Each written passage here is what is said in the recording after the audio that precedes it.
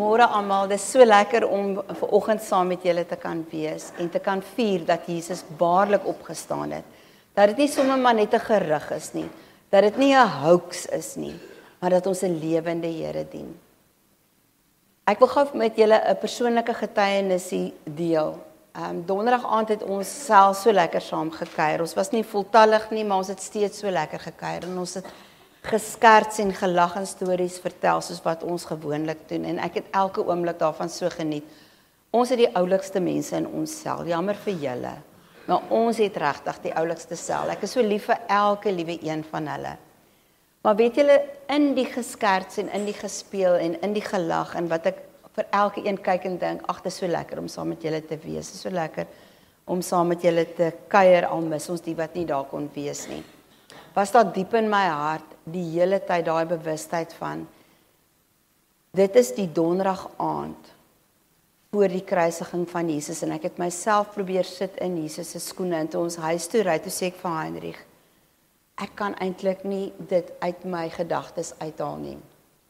Ek is die hele tyd so bewus van hoe 'n verskriklike donderdag aand dit moes wees. As ek nou dink, as ek 'n klein prosedurietjie, 'n operasie en dit ek 'n hele paar af van gehad, as ek 'n operasie moet hê, hoe 'n mens daai nag nie slaap nie, hoe jou maag in 'n knop is vir dit, want jy weet wat voor lê. En dan dink ek aan Jesus wat geen illusies omtrent die kruis gehad het nie. Hy het presies geweet wat op hom wag.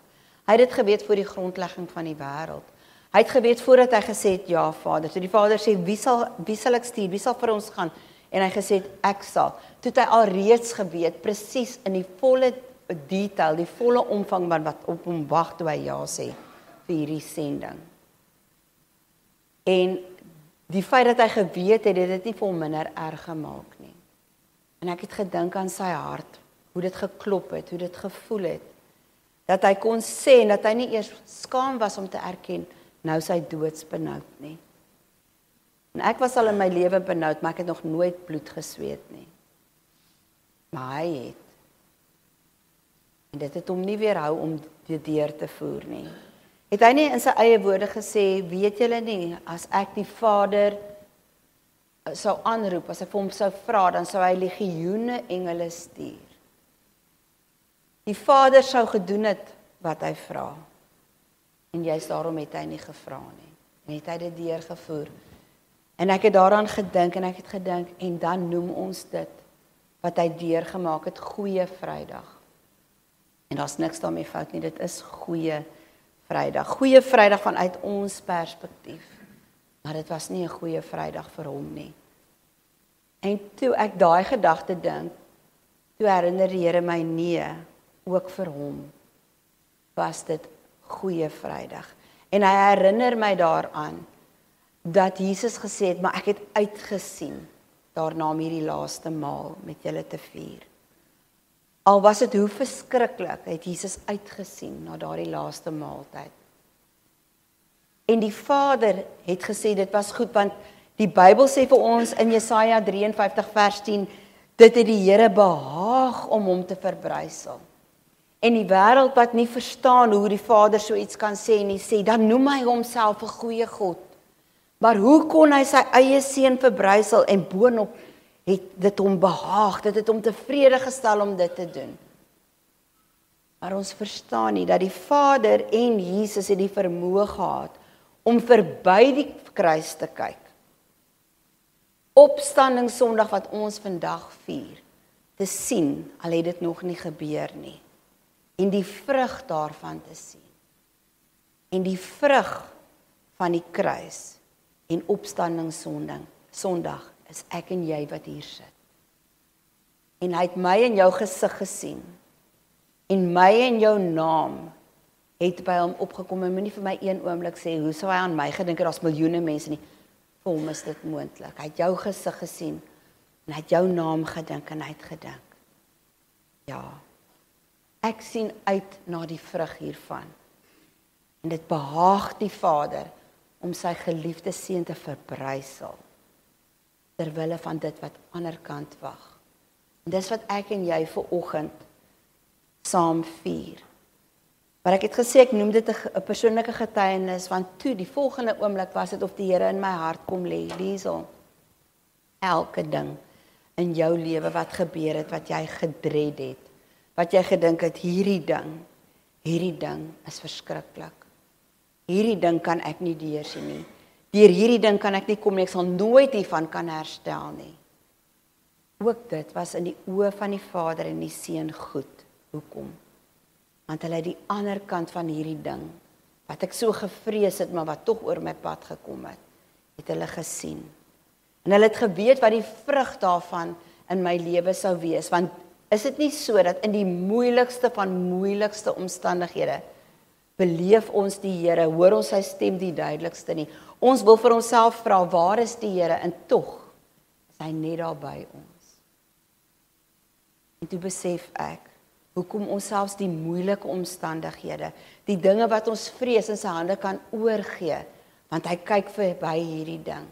As hy dit deur sy vingers laat kom het na my en jou toe, het dit 'n doel in my en jou lewe. En die vrug daarvan sal goed wees, sodat ek en jy eendag saam met hom sal sê, dit was goed. Ons lees vir oggend in die opskrif daarvan is die leë graf, Johannes 20. Nou moet ek ook sê, van al die verskillende evangeliese weergawe van die opstanding, verkies ek hierdie een. Hierdie ene raak my hart. En ek dink nie ons kan die diep emosie wat eintlik in daai gebeure lê, vasvang as ons dit lees nie. Maar ek wil hê jy moet jou vir oggend eerstens in Maria Magdalena se voete sit, se skoene sit, en dan ook in Jesus sinne. Die Sondagmôre vroeg, toe dit nog donker was, kom Maria Magdalena by die graf en sien dat die klip van die graf af weggerol is. Uit die ander evangelies uit weet ons dat sy nie alleen gekom het nie, dat daar ander vroue ook saam met haar daar was. Markus 16 vertel vir ons Maria, die ma van Jakobus, en Salome was saam met haar, maar Johannes kies om haar uit te sonder. En ek dink dit is juis oor die diep emosie wat in haar belewenis van die opstanding geleë is. En ons weet dat hierdie vroue kom met kilogramme speserye, want hulle wil die liggaam van Jesus kom voorberei, want onthou, hy's inderhaas van die kruis afgehaal en in doeke toegedraai, soos wat hulle gedoen het. En hy's in die graf gesit, maar daar was nie tyd om hom te behandel volgens die Joodse gebruike nie, want dit was die Sabbat, so hulle mag dit nie gedoen het nie. So sy het gewag vir hierdie Sondagmôre, en ons sien dat sy baie vroeg gekom het. Nou, wie was Maria Magdalena? Sy was afkomstig van Magdala, en dis waar die Magdalena vandaan kom. So sy was Maria van Magdala. Sy was in sekere opsigte, kom ek sê dit eerder so, sy word dikwels na verwys as 'n prostituut, alhoewel die Bybel dit nooit in soveel woorde vir ons sê nie. Maar die aanname word gemaak omdat Magdala berig was vir prostitusie.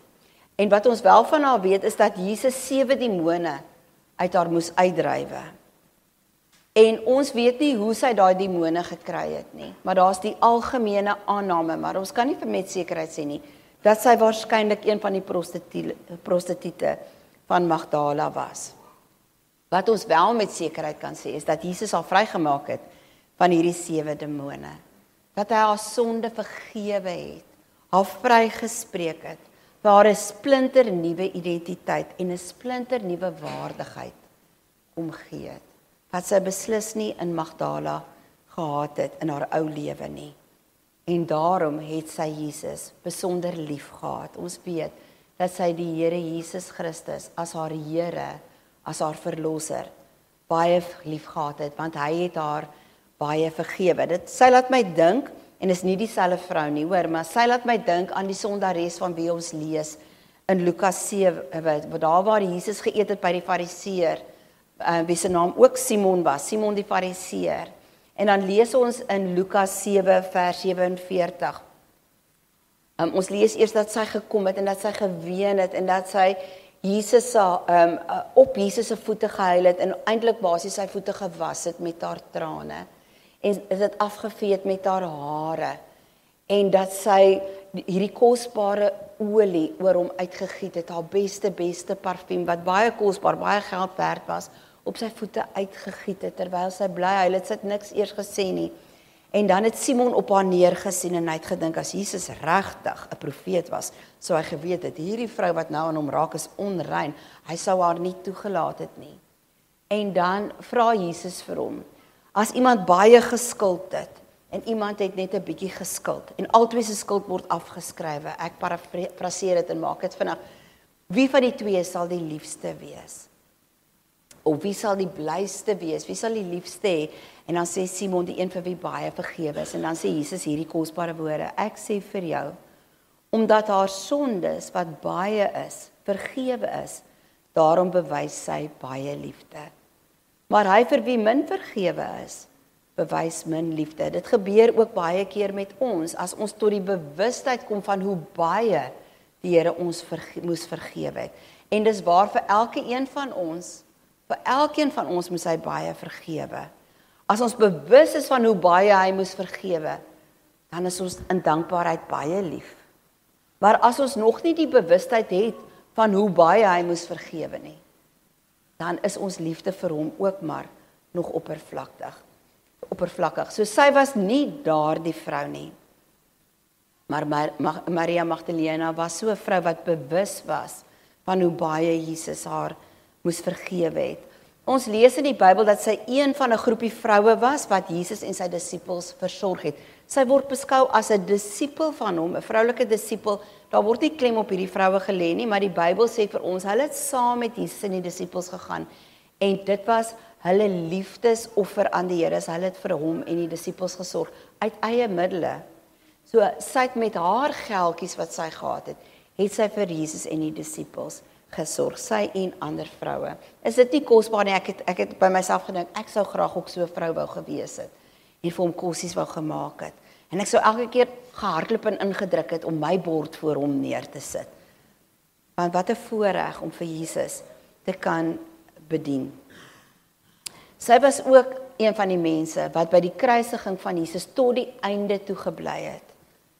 Hoe pynlik dit ook al in haar hart was om hom so te sien, sy het by sy voete gestaan by die kruis. En sy het nie 'n oomblik weggekyk nie, sy was daar om end uit by ons Here in sy lyding te wees. En sy het ook gesien, toe hulle sy liggaam afhaal, dit in die doeke toemaak, en sy liggaam in die graf gaan neerlê. So sy het geweet waar Jesus begrawe was.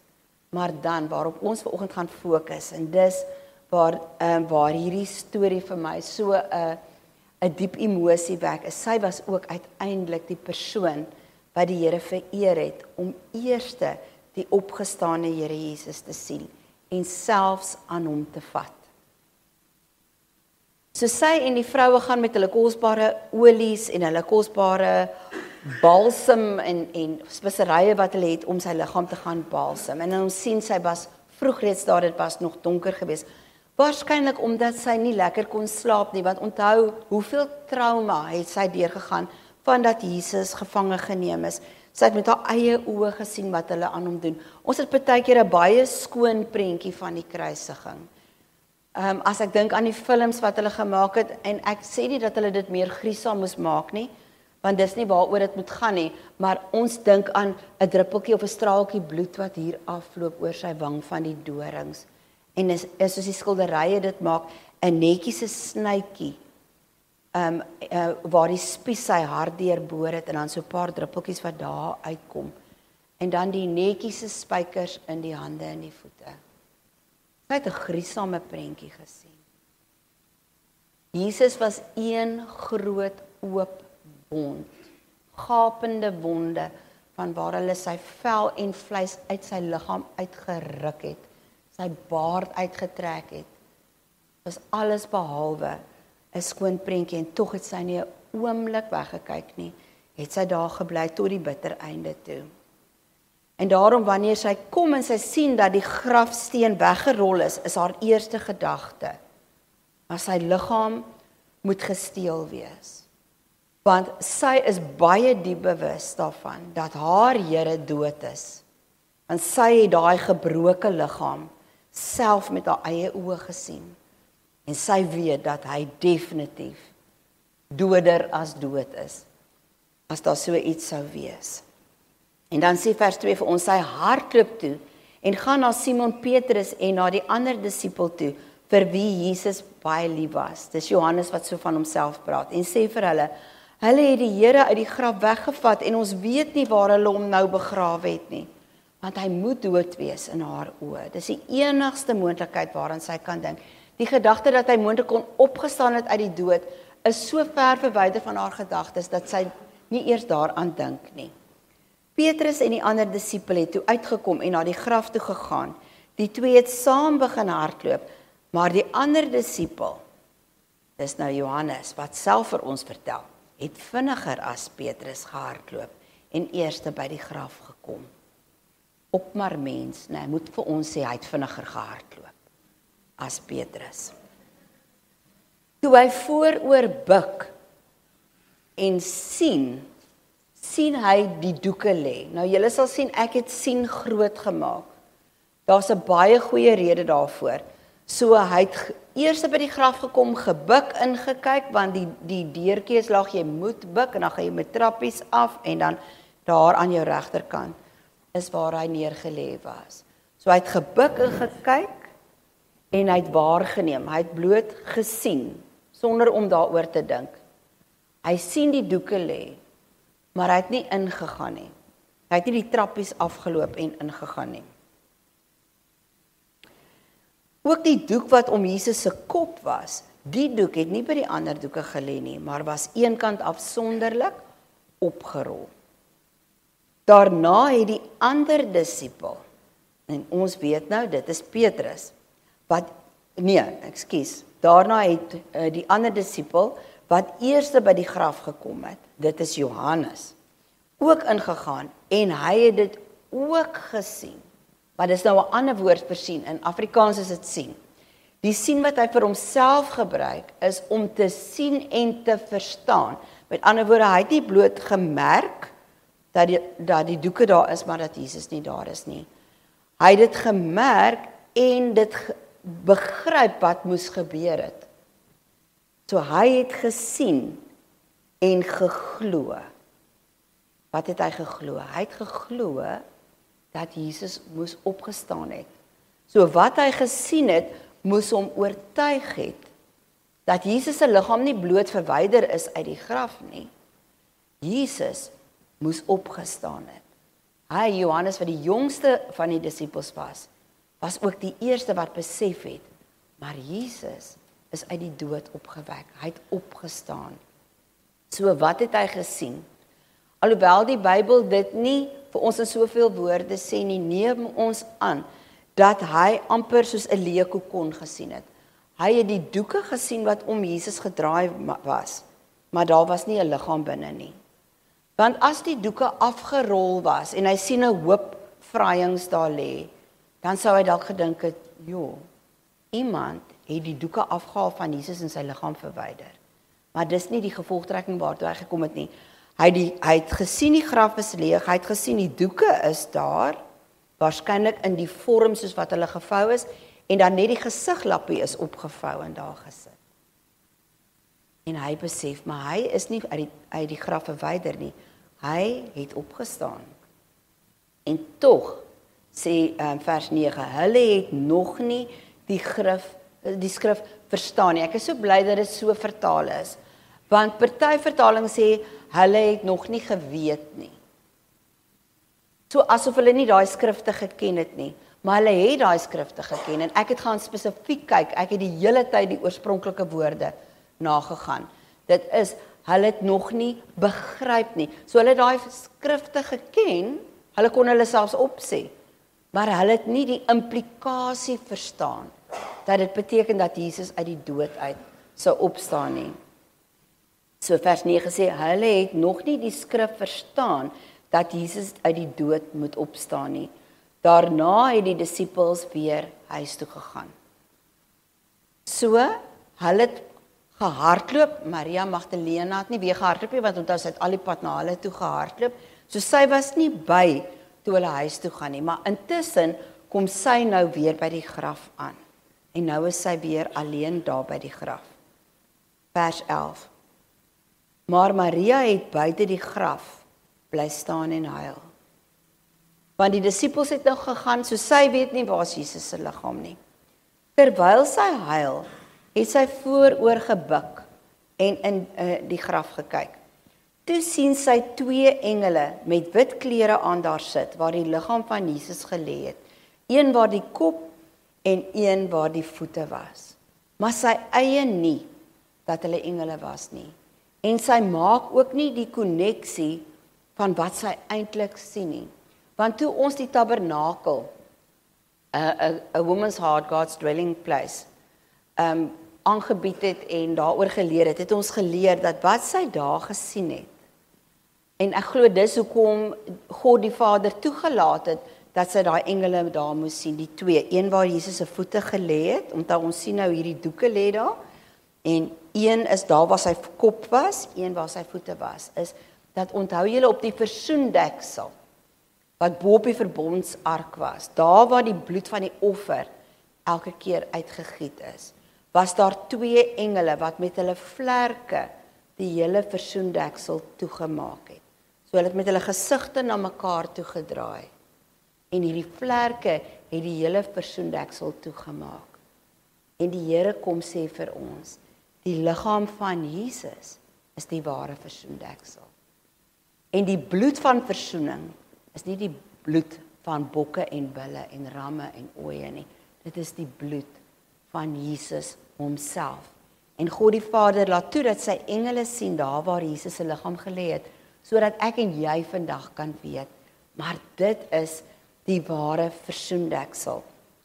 Maar nie net dit nie. Jesus is ook die ware verbondsark. Wat was binne in die verbondsark? Die kliptafels van die wet wat God die Vader vir Moses gegee het. En die wet, daai kliptafels is in die verbondsark gesit, want dit moes vir die volk gesê het, hierdie wet het julle verbreek. Maar een gaan kom, nie om die wet en die profete op te hef nie, maar om dit te vervul namens julle. En sy bloed sal dit doen wanneer dit op die verbondsark kom. Wat was nog in die verbondsark? Die manna, waarmee God die volk gevoed het. En onthou julle, hulle kon net genoeg vir 1 dag optel. Want môre was daar wurms in die wat jy probeer oorhou het. Elke dag moes jy gaan om van hom te eet. En dit was om ons te leer, maar Jesus is die ware brood wat lewe gee. Onthou julle, hy sê dit vir ons in Johannes, en dan weet ons, dat ons elke dag opnuut van hom moet eet. Dis wat 'n intieme verhouding is, om elke dag met hom om te gaan, om elke dag by sy voete te sit, om elke dag sy lewe te eet. Ek kan nie vandag genoeg eet vir môre ook nie. Die manna binne in die verbondsark het bonatuurlik nooit wurms gekry nie, want Jesus se liggaam sou nooit deur wurms verteer word nie. Daar binne was ook die staf van Aaron. Onthou julle die staf van die towenaars en die golaars. En die Here het ook kom wys, wie is die een wat werklik autoriteit is, want die ander toe hulle in opstand gekom het teen Aaron, het God gewys, maar ek het Aaron gekies en vir hom goddelike autoriteit gegee, want Aaron se staf het gebot en vrug gedra, terwyl dit 'n afgekapte stuk van die oorspronklike boom is. Daardie staf was ook in die verbondsark, want dit het gesê die ware autoriteit behoort aan Jesus. En het Jesus nie gesê voor hy opgevaar het na die hemel in Matteus 28 vers 18, het hy nie gesê aan my is alle mag gegee in die hemel en op die aarde nie. Dit behoort net aan hom. So sy gebroke liggaam was die ware offer wat aangebied is, die enigste waardige offer wat die Vader kon behaag. Sy bloed op die versoendeksel was die enigste voldoende betaling vir die sondeskuld wat ek en jy het, sodat ek en jy eendag voor die troon van God kan kom staan. En party van ons, omdat ons nie verstaan nie, is bang vir die dag dat ons voor God se troon kom staan, want ons verstaan nie dat God se troon wat die plek van oordeel is, dis hoekom dit in die Engels the judgment seat genoem word. Maar vir my en jou is dit nie the judgment seat nie, Wat noem ons dit? Die troon van genade, die genade troon van God. Ek en jy gaan nie voor die judgment seat van God kom staan nie.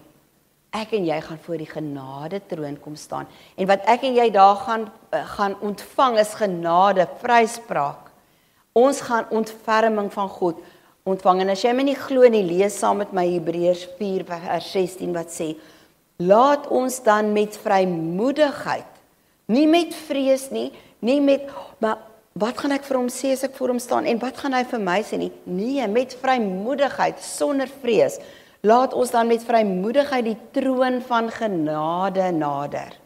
Vir die wêreld daar buite is dit die judgment seat en hulle gaan oordeel ontvang. Maar nie ek en jy, as ons kinders van die Here is nie. Ek en jy kan met vrymoedigheid kom. Laat ons met vrymoedigheid die troon van genade nader, sodat ons ontferming en genade kan ontvang om op die regte tyd gehelp te word. Die regte tyd is nou, terwyl ons in hierdie lewe is. Vir die wêreld verwag hulle goddelike oordeel by God se oordeelstroon.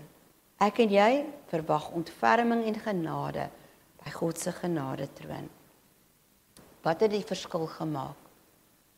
Die bloed op die versoendeksel. Dit wat daar gegiet is tussen die twee engele deur wat gewaak het oor Jesus se liggaam. En daarom het die Vader vooruitgekyk en hy het geweet daai bloed op die versoendeksel sou beteken het dat hy vir my en jou genade kan bewys, dat hy hom oor my en jou kan ontferm, want hy wou altyd. Hy wil hom ontferm oor elke mens wat verlore gaan.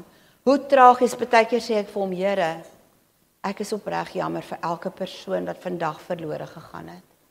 Want U treur oor hulle, want die bloed was genoeg vir hulle ook. Die bloed van Jesus was genoeg om ook hulle sonde uit te wis. Maar hulle het nooit daarvan gebruik gemaak nie. Here, my hart is opreg seer vir U gebroke hart, vir elkeen wat vandag verlore gegaan het. En dan dink ek aan daai versie wat sê, hy het ons met hom versoen, ons gaan dit net nou lees, 2 Korintiërs 5, en aan ons die bediening van versoening toe vertrou. Wat sê hy vir my, Liesel, moenie net jammer wees nie. Doen iets daaromtrent. Ek het die bediening van versoening aan jou toe vertrou, doen iets daarmee. Doen iets omtrent hulle wat verlore gaan. Maria sien die twee engele so sit by die voete en die kop van waar Jesus gelê het. Maar sy besef nie wat sy sien nie, vers 13. Hulle vra toe vir haar, mevrou, waarom huil jy? Met ander woorde, jy het nie meer rede om te huil nie, jy het rede om fees te vier, soos Leon ook vir ons vanoggend gesê het. Maar sy besef dit nie, sy antwoord hulle, omdat hulle my Here weggevat het, en ek weet nie waar hulle hom nou begrawe het nie. Nadat sy dit gesê het, het sy omgedraai en vir Jesus daar sien staan, maar sy het nie geweet dat dit hy is nie. Ons weet nie hoekom sy hom nie herken het nie. Ek vermoed dat sy so gebroke was, dat sy so gehuil het, dat sy so 'n mes was, soos die Engelsman sê, dat sy deur daardie trane en ontsteltenis nie eers gefokuste oog gehad het om te sien wie hier voor haar staan nie, en sy maak weer eens 'n aanname, sy dink is die tuinier. En Jesus vra toe vir haar, mevrou, waarom huil jy, vir wie soek jy? En ek kan net dink hoe Jesus se hart bons, want sy gaan nou besef, dit is hy, en sy gaan weet hy het opgestaan, en hy kan nie wag vir daardie oomblik nie. Maar Maria soek steeds 'n dooie, gebroke, verbryselde liggaam.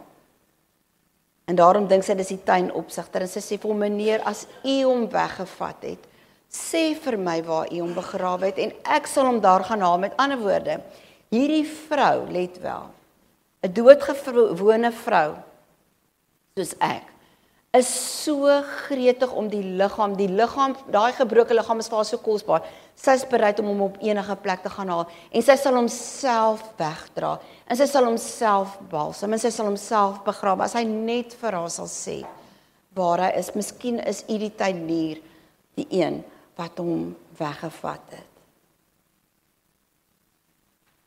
En dan, die wyse waarop Jesus vir haar wys, wie sy is vir my so kosbaar. Vers 16 sê, Jesus het vir haar gesê, Maria. Sy hoor die stem. Sy draai na hom toe. Dink net wat het in haar hart gebeur, die oomblik toe hy haar naam sê. Toe eien sy wie dit is. En in Hebreëus sê sy vir hom, Rabboni, dit beteken leermeester. En Jesus openbaar homself aan haar, deur die wyse, die liefde, die aanvaarding, die warmte, waarmee hy haar naam sê. En sy besef, maar dit is haar Here, haar leermeester, haar redder. Stel jou die skok voor, sy het gekom om 'n lijk te besorg. En hier staan hy in lewende lywe voor haar. Wat sou ek en jy gedoen het?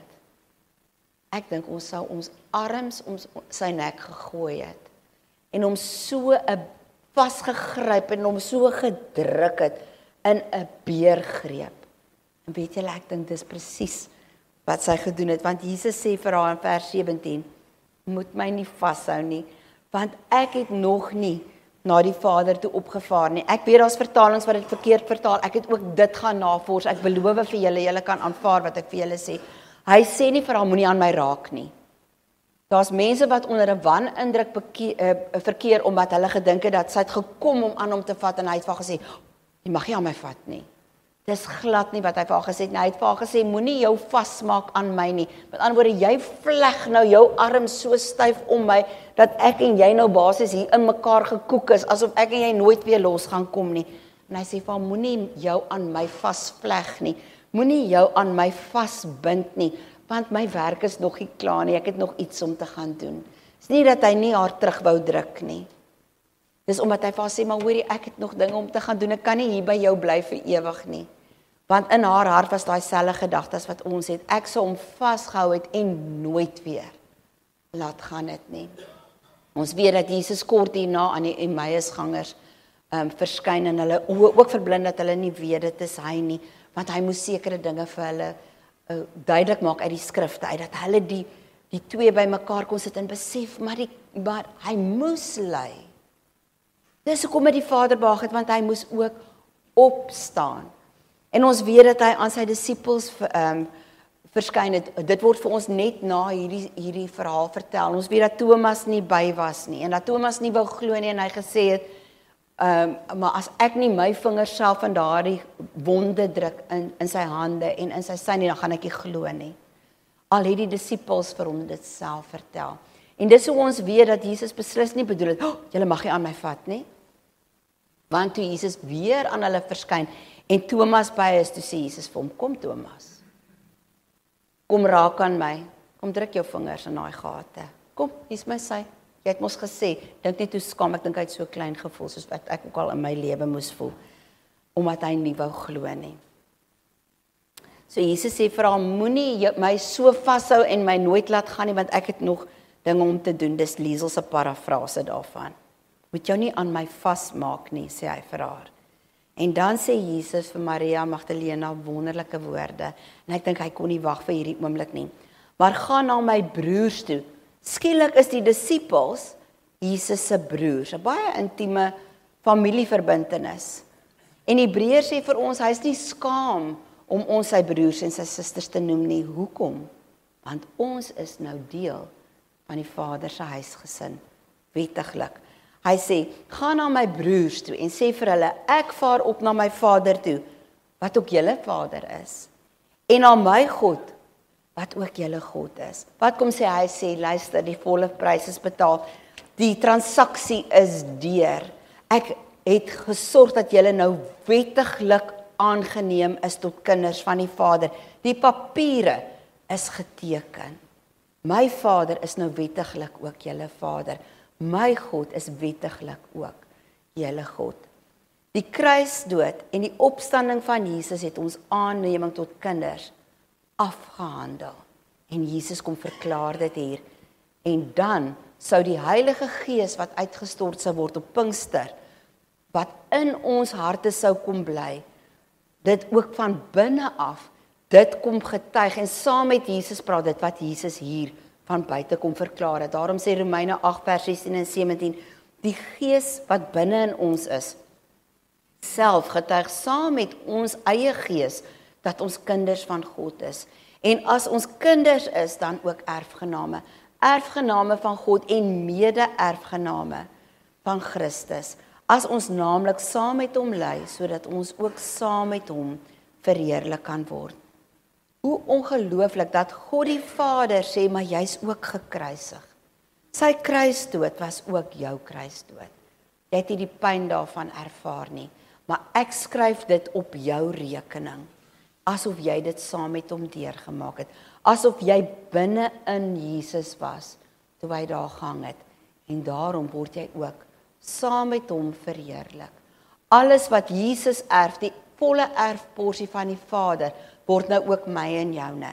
Selfs die ereposisie aan die regterhand van die Vader, is ook my en jou posisie, en daarom sê die Bybel vir ons, by monde van Paulus, dat ek en jy saam met hom in hemelse plekke sit. As die Vader na ons kyk en dink, jy is waardig om langs my te sit, my kind.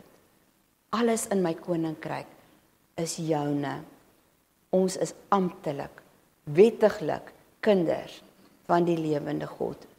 O, ons vyand weet dit, as ek en jy dit nie altyd so lekker weet nie, ons vyand weet dit, en hy haat dit met 'n passie, dat ek en jy dit weet. Daar's niks waarop hy meer jaloers is nie. Laat ek vir jou vanmôre sê, daar's niks wat jy besit, wat die vyand eerder sou wou hê, as dat jy moet weet wie jy is nie. Dat jy moet weet dat jy wettiglik God se kind is, en dat jy dit mag sê, sonder om jou hoof in skaamte te sak oor die dinge wat jy al gedoen het nie. En daarom sal hy enigiets doen om juist dit aan te val, om daai seker wete van jou af weg te steel. Het hy dit nie ook met Jesus probeer nie? Onthou julle toe Jesus in die woestyn was, en hy versoek is, hy het vir hom gesê, as u die seun van God is. Hoekom sê hy as? Hy sê nie vir hom, u is die seun van God, as u spreek, dan sal hierdie klippe brood word nie. Hoekom sê hy, as u is? Hy wou so graag gehad het, dat Jesus aan daai identiteit moes twyfel. Dis presies sy plan met my en jou ook. Want hy weet, as ek en jy besef wie ons is in die oë van die Vader, as ek en jy weet, en ons leef daai identiteit, sal ek en jy nooit weer bang wees vir die vyand nie. Ons sal nooit weer retireer nie. Ons sal vir hom op sy plek sit. Ons sal nie 2 keer luister na sy leuns nie. Ons sal vir hom vasvat. Ons sal die oorwinning wat reeds aan die kruis behaal is, sal ons leef, en ons sal hom onder ons voete verpletter, soos die Bybel gesê het. Die Vader sal hom spoedig onder julle voete verpletter. Wat is die verskil? As ek en jy leef in die identiteit wat die kruis vir ons gebring het. My Vader wat julle Vader is. My God wat julle God is. En dan die laaste vers 18. Maria Magdalena het toe vir die disippels gaan sê, ek het die Here gesien, die lewende Here, ek het die Here gesien, en sy het vir hulle vertel, wat hy vir haar gesê het. Hoe min het Maria toe sy graf toe gegaan het, om te rou, besef, sy sal jubelend daar wegstap. Sy het gedink, sy gaan 'n dooie liggaam sien, wat so gebroke is, dat wanneer sy dit balsam, sy weer opnuut geskok sal wees om dit te sien. Wat sy gesien het, was haar opgestane, lewende Here. Ek kan nie help om te dink, dat ek en jy eendag, aan die ander kant van die draad, want ek dink dit is 'n baie klein skeiding, vir my en jou, maak ons oë hierdie kant toe, en ons maak dit oop aan daai kant. En ek kan nie help om te dink, wanneer ons oë oop maak aan daai kant, dan gaan ons hom sien, en ons gaan so verbaas wees. My oë sien die Here, ek het die Here gesien, en weet jy wat, hy gaan my en jou naam ook sê, Want hy ken ons by die naam. En ek en jy gaan weet, niks wat ons op hierdie aarde deurmaak was so erg, dat ons sou verkies het om eerder dit nie deur te gaan nie, en maar hier te bly nie. Ons sal weet, dit was alles die moeite werd. Ek dink Maria het by daai kruis gestaan en gedink, as dit nie maar net nie nodig was nie, as hy maar net nie gekruisig was nie, as ek hom maar net nie so moes sien nie. Die oomblik toe sy die lewende opgestaande Here sien, en hy noem haar by die naam, en hy sê vir haar ook, nou is my Vader jou Vader, jy is wettiglik 'n kind van God, hoe weet sy? Ja, die kruis was die moeite werd. En ons verstaan waarom dat die Vader behaag het om hom te verbrysel, want hy het ook gekyk en gesien, ja, die kruis is die moeite werd. Kom ek en jy gaan leef in die identiteit wat die kruis vir ons gegee het. Kom ons gaan lewe as wettige kinders van God. Kom ons gaan lewe as erfgename van alles wat behoort aan die Vader. Amen. Kom ons staan, ek gaan vir ons bid en dan gaan ek, nee, ekskuus tog, julle kan maar staan want ons gaan sing, maar die groep kan so lank opkom en dan sal ek vir ons daarna die seën uitspreek, maar ek wil net vir ons eers bid. Here Jesus, dankie vir die kruis.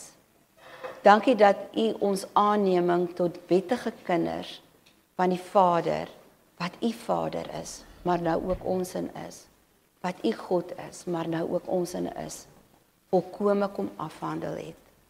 Dankie vir die bloed wat die Vader kon behaag het. Dankie vir die erfporsie wat ons in die hemel het.